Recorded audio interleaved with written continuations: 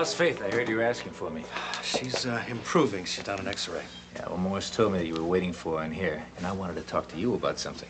About Tom? Yeah, I went to see him last night. He's stronger. He could concentrate. And took the opportunity to ask him some questions, and it turned up a very interesting history. Yeah. Now, look, his primary concern was Faith. He knows that he watched her go over the falls. Look, Seneca, I think that he sent her over those falls. No, I think so, too. But he doesn't remember that, you see. He does remember taking her out of the water and putting her in the cellar of that burned-out hotel. But the time in between is critical, and he has no recollection of that at all, Roger. Okay. Well, I asked him if he could recall any kind of feeling, either before or after the period when he couldn't remember. And he said that he remembered sort of a floating sensation. And I told him about an aura, an impression, sensation, or sound that sometimes accompanied a blackout. And he said that he remembered music. He remembered the playing of flutes. Was there anything else? Yeah. The most important thing of all, he had been thinking of or dreaming about a girl named Teresa Donahue, whom he loved and who died in Ireland. Teresa? Yeah, that was the name of the person that he thought he was with in the ER. Oh, that's right. I remember Teresa. Did you ask him about headaches? You bet. And the answer was yes. And Roger, his responses were healthy. They were straight. I mean, his concern about Faith, his remorse, his worry about his own confusion. I'm sorry, I do not think that it's an emotionally based disorder. I just don't. So it could be a physical problem causing an exaggerated emotional response. Right. Well, after all that, I'm closer to agreement, but I'm still not convinced. Well, I want a complete neurological workup as soon as possible. As soon as would indicate you think he's pulling through. Now, if we're lucky, if there are no complications. Okay. Okay, if it's physical, we need a lot more to begin diagnosis. We need X-rays, electroencephalogram, and I'd like to do a visual test. Do you think he can withstand that now? Yeah, I think so. Oh, I've got another interesting one in 611. That's why I wanted to see you before. I'd like your opinion. I've already scheduled it for surgery. I left the full report on your desk. Hey, I'm sorry. I was on family business about Edmund. Oh, as soon as you get a chance to look at it. Right now. How's the adoption coming along? Well, I'm doing everything I can to make things happen as smoothly and as quickly as possible.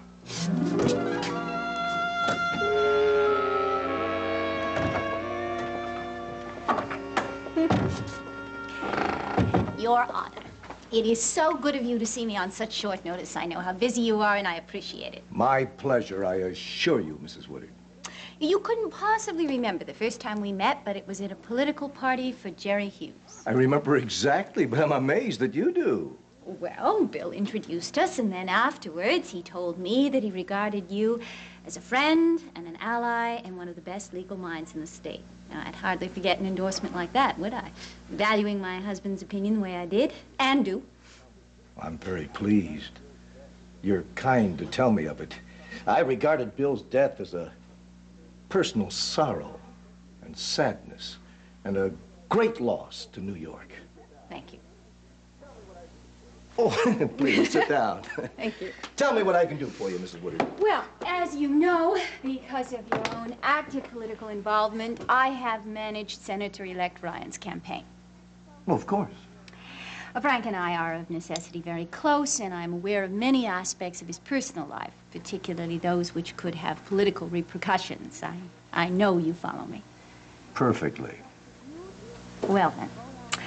What I want to discuss with you is the Bolak adoption of Edmund Coleridge.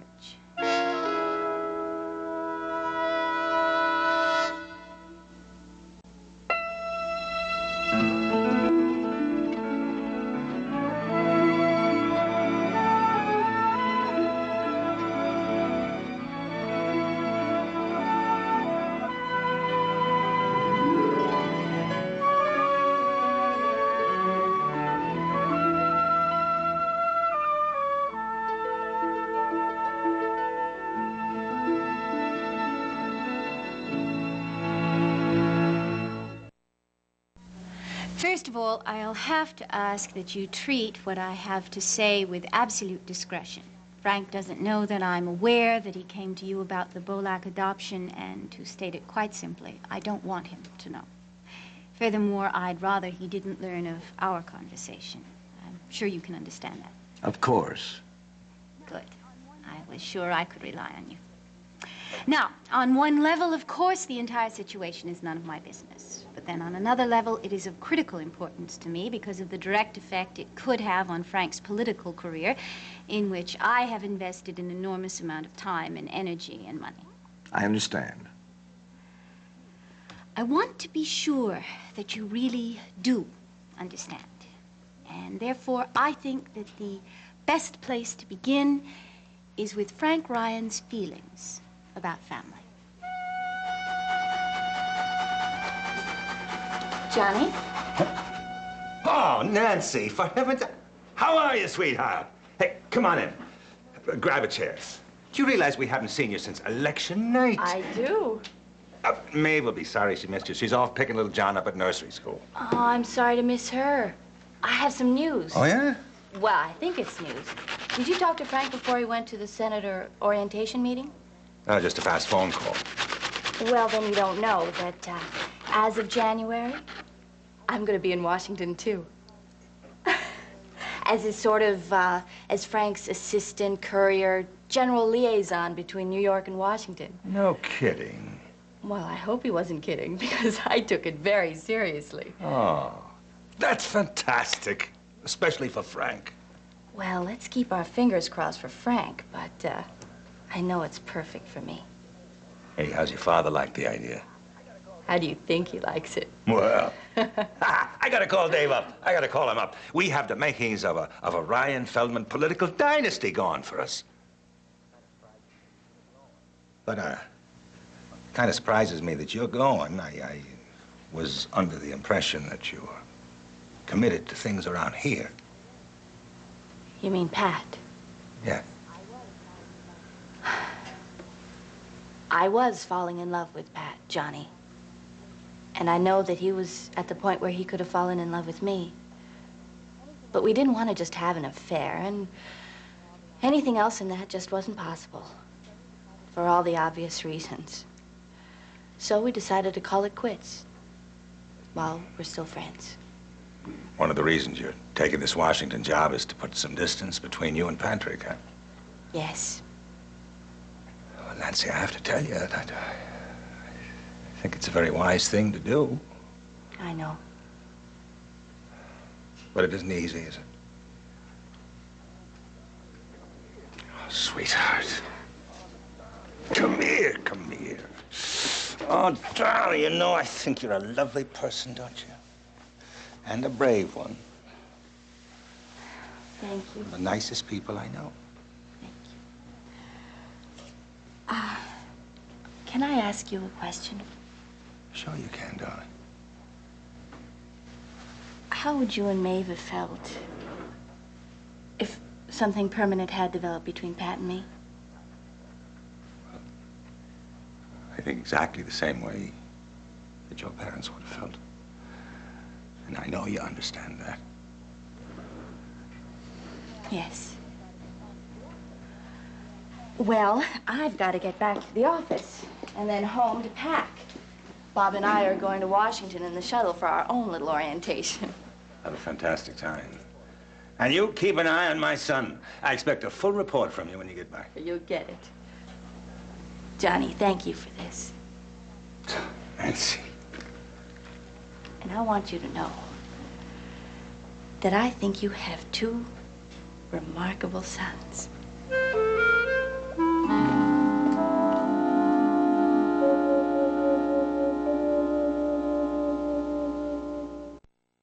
Really, Roger, I can manage. Come on, if I can climb on an x-ray table, I can certainly fall into bed. Right. You could fall, but fortunately, I am here to prevent that. There you go. Thanks. Should I get you? I don't want you to get me anything. Will you please stop fussing, please? Now, look, honey, you are better, but you're still not ready to take care of yourself. I know. I'm sorry. Getting pretty sick of this place. Huh? I'm really sick of being treated like I'm fragile. Tom used to do that. And underneath all that wonderful kindness, he was trying to kill me. I see what you mean. Hey, look, if I've been hovering, I apologize. You haven't. It's me. And it's stupid. Here I am in a hospital needing help. But I'm so afraid of it. And there's so many wonderful people that care about me. Yet I'm still so afraid of being hurt. Oh, maybe I picked up some of Tom's sickness. Look, you went through a terrifying experience. I mean, a series of them, actually. Now you're confused and you're shaken. And you're going to be reacting to that for a long time. Now, there's nothing stupid or sick about that. You know, I feel so much more afraid today than I did yesterday. The thought of him down the hall, hating me so much. Look, if it's any comfort, it may be a physical problem and might possibly have nothing to do with hatred. You don't believe that any more than I do. Look, if those x-rays show what I think they will, you'll be going home soon. No, You'll feel... no, No what? No, I can't go back to that house yet. It's just too big and it's too empty and I'll be all alone. He could come back and hide and I wouldn't even know he was there and until in the middle of the night it sounded... I can't, I can't, Roger. Honey, I live there too. And Dee. Look, we could hook up an intercom if you like. Me send an SOS to Delia? She's so frightened of Tom in my part of the house you'd think that he tried to murder her. As a matter of fact, Delia said I should just get out and stay out. And I think for the first time, Delia's making sense. I mean, I don't think I would move out for good. But I think a temporary arrangement, maybe finding an apartment until I could get used to being back in the house. And I'm sure I will, in time. But if I don't, I'll find a new home. Delia advised you. When? This morning. When she came in, I thought she was a bear. Her fur. She is inordinately fond of that coat. Oh, she brought me those. That's my little wife. Spreading good cheer to the left and to the right. That's your wife. I've been thinking, I wonder if I could find a sublet in Jill's building. I'd much rather Jill and Seneca moved in with you. I would never in a million years ask them to do that. Besides, Reggie, don't you see, I would still be in the house. Now, you listen. You grew up in that house. Our family is a part of that house. I mean, those marbles out in the cement are mine. And it's Jill's responsibility that that guest room wallpaper looks so terrible, and Dad was the one that they cut the trim too short around the baseboards. You know, I still have a very strong sense of Dad being there. Now, why don't you remember him instead of Tom? Hmm? I'd love to. I really would. That's good. That's good. And in that event, don't make up your mind yet. Hmm? Things might be a lot better tomorrow. Roger, you don't understand. I do. I think a lot more than you know. Look, I've got to run over to the house for a minute. Is there anything you'd like me to bring you from your room? No. I want to forget my room. We'll talk about this some more. Hmm? Maybe you'll change your mind. Bye. Bye.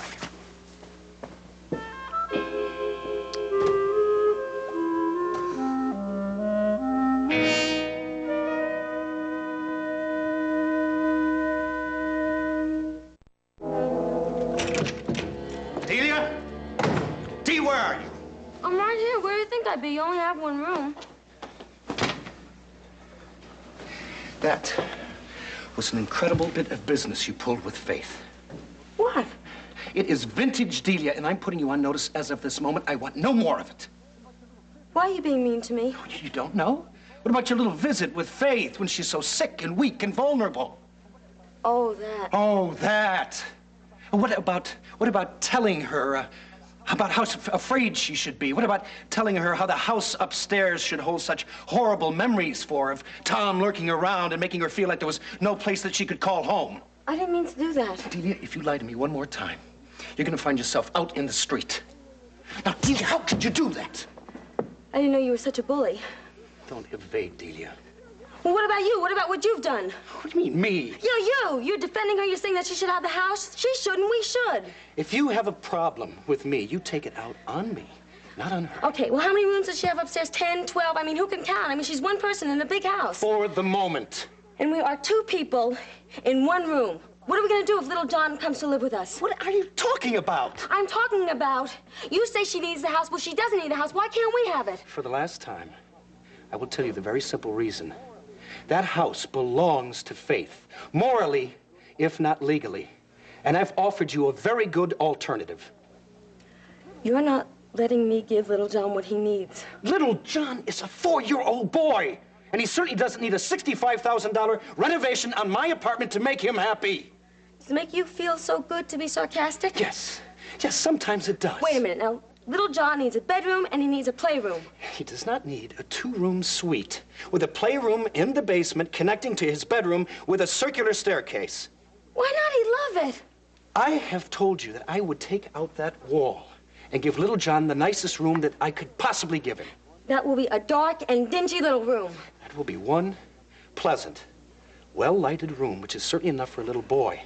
Look, I have no objection to a playroom in the basement, to a circular staircase, as long as you're willing to sell some of those precious commodity contracts of yours and help swing the extra cost. If you wanted a spiral staircase, we would have a spiral staircase. Yeah, we probably would. Now, if you're through, I think I've had quite enough. You're not going to give in? No, I am not. I have just one thing to say to you. You're being a brute and a bully and stingy. You're trying to control me with your money. Is there anything else? Yeah, I'm sorry we got married.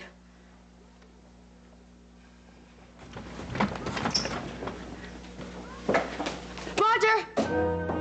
Roger!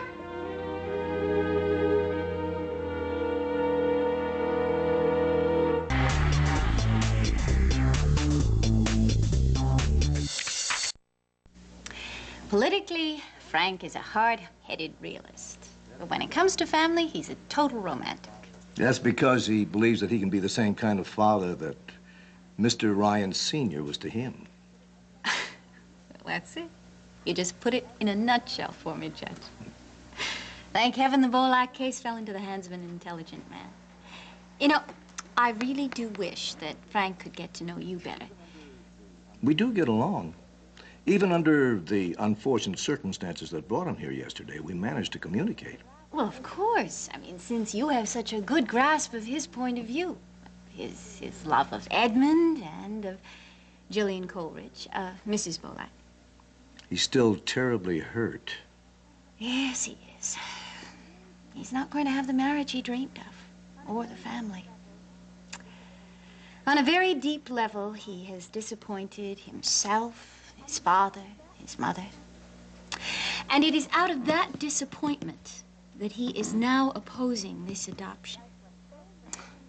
I wish he could judge what's best for Edmund, but I am afraid that at this point, all he's thinking of is the fact that he's losing his sons. The other child, too? Little John may go to his ex-wife. She's suing for custody. I didn't realize that. Well, I'm sure Frank would have told you if he'd thought of it.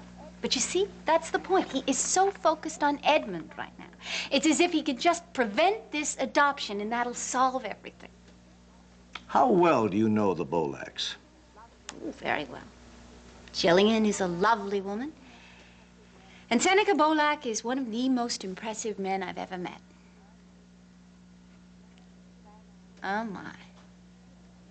Frank told you that the marriage couldn't last because of Seneca's controlling personality. Well, I wouldn't want to break a confidence, but I believe that is his fundamental objection to Dr. Bolak. his fundamental conscious objection. Yes. Judge, Jillian couldn't marry Frank because she needs and likes a strong hand. Frank gave her equality. She wants to be told. Now, God forbid she should ever hear me say that, but it is true. Beneath all those liberated ideas, there is a very traditional woman. Home, babies, family, husband, limited horizons. Frank was going way off in the wrong direction for her. Seneca is the perfect match for her. And furthermore, he adores Edmund. You've seen them together. Oh, naturally, they're inseparable. I met them on election day at the polls. Seneca was standing on line outside the booth, and he had Edmund in his arms. And that child was so happy. They belonged together, all three of them. Well, I have a feeling that I may need to reevaluate this entire situation. Yes, and as quickly as possible for all concerned. Well, I will see you at Frank's swearing-in, if not before. In Washington? Well, that's where it all happens. It's a wonderful city. You should get to know it more if you don't already. Who knows, you might find yourself on a federal bench down there one day. Thank you again so much for your time. Thank you, Take care. Mrs. Woodard.